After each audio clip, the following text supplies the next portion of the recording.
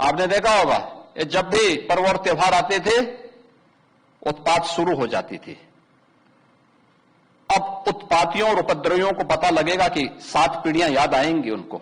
कभी कभी बुरी आदतें जाती नहीं लोगों की, तो उसके लिए उनकी डेंटिंग पेंटिंग करवानी पड़ती है कायदे से। हो मौलाना भूल गया कि शासन किसका है। वो ये मानता था धमकी देंगे और हम जबरदस्ती जाम कर देंगे। हमने कहा जाम नहीं होगा, कर्फ्यू भी नहीं लगेगा, लेकिन कर्फ्यू का सबक तुम्हें ऐसा सिखा देंगे कि तुम्हारी आने वाली पीढ़ी दंगा करना भूल जाएगी। ऐसे बैरियर को चुन चुन करके वे जिस प्रकार की भाषा को समझते थे उस प्रकार की भाषा से उनको समझा करके उसको उसकी सजा दिलाने का काम भी किया है। पर्व और त्योहारों के दौरान आपने देखा होगा ये जब भी पर्व और त्योहार आते थे उत्पात शुरू हो जाती थी। अब उत्पातियों और उपद्रवियों को पता लगेगा कि 7 पीढ़ियां याद आएंगी उनको, क्योंकि कभी कभी बुरी आदतें जाती नहीं लोगों की। और कानून भी अब ये देखकर काम नहीं कर रहा है, सबूतों के आधार पर काम नहीं कर रहा है, बल्कि ये देख रहा है कि हिंदू है कि मुसलमान है। बाबा साहब जो हैं वो वही बात कहेंगे जिससे मुल्क के माहौल को नुकसान पहुंचे, मुल्क को। बाबा साहब को हुकूमत ने अभी तक ये नहीं बताया है, बाबा रामभद्राचार्य, उनको अभी तक हुकूमत ने ये नहीं बताया है कि हिंदू राष्ट्र कायम हो चुका है, इसलिए वो इस किस्म की गुफ्तगू करते हैं। पाकिस्तान हिंदू समाज ने बनाया है, मुसलमानों ने नहीं बनाया। ये मुसलमानों पर बहतान है, ये मैं पहले बहुत बार कह चुका हूं। मोहम्मद के नाम पे उन लोगों को उकसाया जा रहा है, तो मैं तमाम चीफ इमाम होने के नाते मैं देश के तमाम मुसलमानों से एक अपील करना चाहता हूं, एक गुजारिश करना चाहता हूं। देश के 5.5 लाख मस्जिदों के इमामों से भी मेरी दरख्वास्त करना चाहता हूं कि देश की फिजा को खराब ना होने दें। जिस तरह से सोशल मीडिया पर कुछ बाहरी ताकतें उनको सोशल मीडिया पे लाकर उन चीज़ों को ऐसे वीडियोस को लाकर मुसलमानों को उनके जज्बात के साथ खेला जा रहा है, तो मैं सबसे गुजारिश करना चाहता हूं कि किसी भी मुसलमान बहकावे में ना आए। कोई प्रोटेस्ट करने के लिए आपको बोले या कोई किसी तरह से इकट्ठा होने के लिए आपको बोले, सोशल मीडिया पे आपको जुड़ने के लिए बोले, तो मैं तमाम सबसे गुजारिश करना चाहता हूं कि इन चीज़ों से बचना चाहिए, क्योंकि देश के माहौल को ख़राब करने की साजिशें रची जा रही हैं। और वो देश, ये वो पड़ोसी देश सक्रिय हो गए हैं जो हमारे देश के अंदर हिंदू मुसलमान करा के इस देश की अमन भाईचारे को ख़त्म करना चाहते हैं।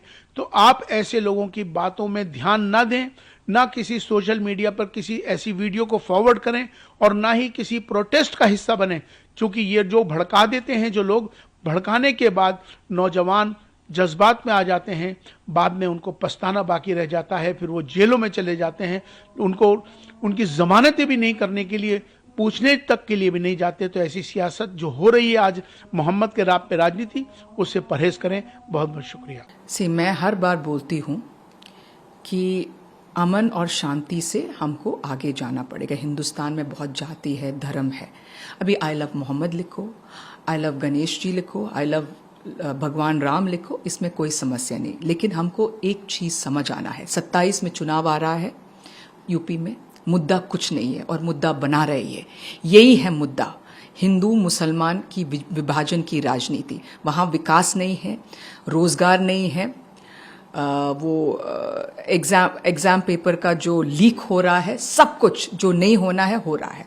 तो इसीलिए मुद्दा बना रहा है ये योगी आदित्यनाथ। इसमें कोई मुद्दा नहीं है। और मैं जो भी वहाँ विरोध कर रहे हैं, मुसलमान है, जो भी है, उसको मैं ये बोलना चाहती हूँ कि जो पुलिस है, शासन है, उसका जो नियम है पालन करो, और कुछ जो अनवांटेड मत करना। जैसा कि आप देख रहे हैं सारी चीजें सामान्य हैं, सब लोग अपने काम धाम पर लगे हुए हैं, रूटीन में सारी चीजें चल रही हैं, किसी प्रकार की कोई समस्या नहीं है, सारी चीजें अब ठीक तरीके से चल रही हैं, कोई दिक्कत नहीं है। सर कितनी एफआईआर लगभग जो हिंसा कल हुई थी इसमें अभी तक कुल 10 एफआईआर पंजीकृत की गई है और उस सारी एफआईआर में साक्ष्यों के आधार पर कार्रवाई की जा रही है। अभी तक कुल जो है 39 व्यक्ति हैं जो चिन्हित किए गए हैं और इसमें जो मुख्य साजिशकर्ता के तौर पर मौलाना तौकीर रजा का नाम सामने आया है, उनको भी गिरफ्तार करके न्यायिक अभिरक्षा में भेज दिया गया है। सर अभी कितने दिन की जुडिशियल कस्टडी में उनको भेजा गया है तौकीर रजा साहब? अब न्यायिक अभिरक्षा में भेजा गया है तो ये न्यायालय का विषय है और वो अपना पक्ष न्यायालय में रखेंगे और पुलिस अपना पक्ष रखेगी।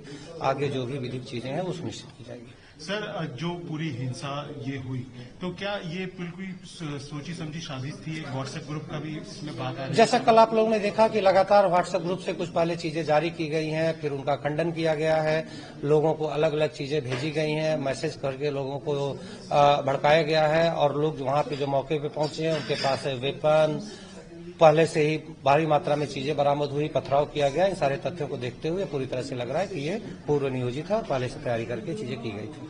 सर तौकीर रजा साहब के पहले भी कई सारे मामले ऐसे हो चुके हैं, तो क्या उनके जो पुराने मुकदमे हैं उनको भी इस इन्वेस्टिगेशन में इसमें इंक्लूड किया जाएगा आगे के लिए? जी, साक्ष्य के आधार पर जो भी चीजें होंगी वो सारी कार्रवाई सुनिश्चित की जाएगी।